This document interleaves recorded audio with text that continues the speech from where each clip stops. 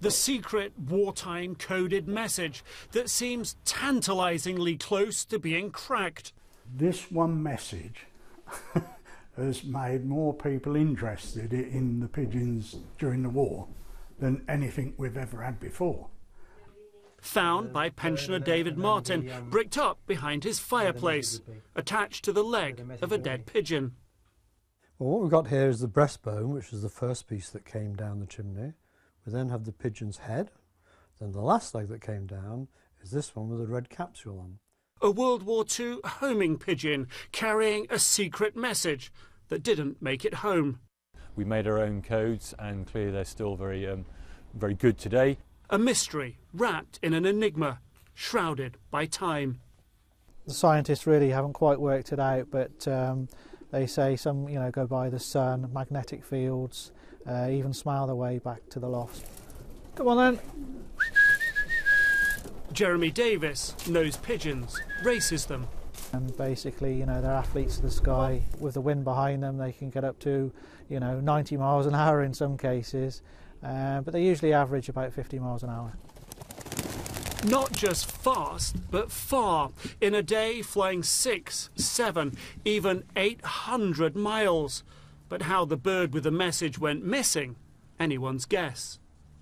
Basically, he could have gone and rested on the chimney and then got blown down the chimney. It just sort of got a bit tired and slipped. Yeah, it's either that or someone, shot it off. At the heart of Britain's wartime code breaking was Bletchley Park. Today, it's a museum. Those sort of codes on a pigeon like that were probably from one of two sources, either from an agent working behind enemy lines inside occupied Europe, or from frontline forces. Even bomber crews carried pigeons. Museum curator Colin Hill tells this story about one avian hero, Royal Blue.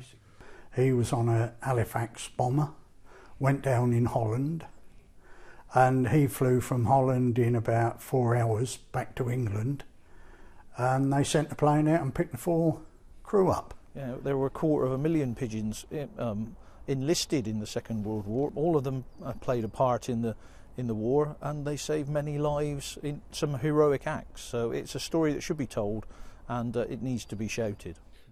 They didn't just carry messages, but film too. Utterly indispensable, a vital part of the Allied war machine. All the D-Day landings for the first 4 days were brought back with the pigeons, because Churchill had said no radio to be used. Almost all messages were coded.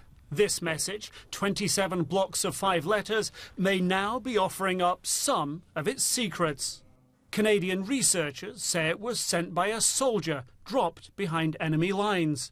A Sergeant Stott using a World War I codebook reporting on German tank movements. The latest information, it has to be checked, however, is we understand the Fusilier that actually sent the message died in 1944. And that has led to the realisation the mystery message could have played a role in the war's most decisive battle, the D-Day landings. The more they learn, the more exciting the puzzle becomes. If it came from the D-Day landings, which it looks like it did, yeah, a lot of lives were lost there. So yeah, it could have been a very important message. But here, thanks to wartime codemakers, firm answers run out. Britain's code-cracking experts today caution the Canadians may yet lack the right codes. It's very likely that that sort of message will be sent using a one-time pad or a code book. So unless you can find the code book or the one-time pad, it's almost virtually impossible to break. It was a message 70 years ago. It can't change anything. So that kind of aura of mystery, I think, it's just a nice way to end the story. Yeah. Still a mystery, but for how much longer? Nick Robertson, CNN, Bletchley Park, England.